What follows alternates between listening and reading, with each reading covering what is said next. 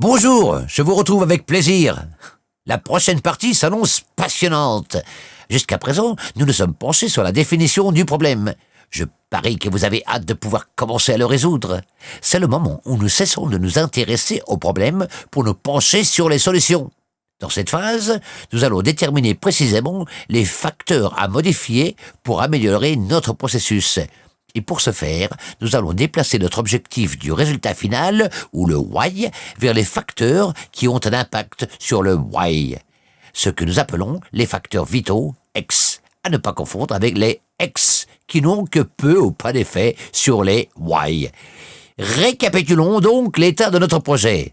À la phase de définition, nous avons établi un CTQ fonctionnel pour le projet, constitué notre équipe et identifié le processus d'approbation du prêt comme le processus cible.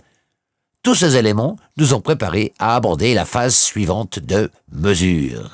À la phase de mesure, vous avez sélectionné les caractéristiques du CTQ, défini la norme de performance et collecté les données.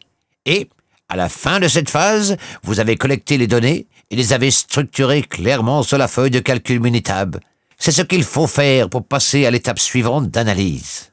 À la phase d'analyse, nous avons commencé par appliquer la puissance statistique de Minitab aux données collectées à la phase de mesure. Nous avons déterminé la capacité de notre processus et utilisé cette information pour fixer les objectifs de notre projet.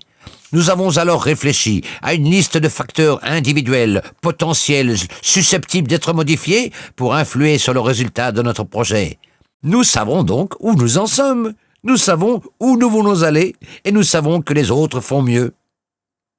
Nous avons également identifié une liste des coupables potentiels parmi de facteurs de sous-processus.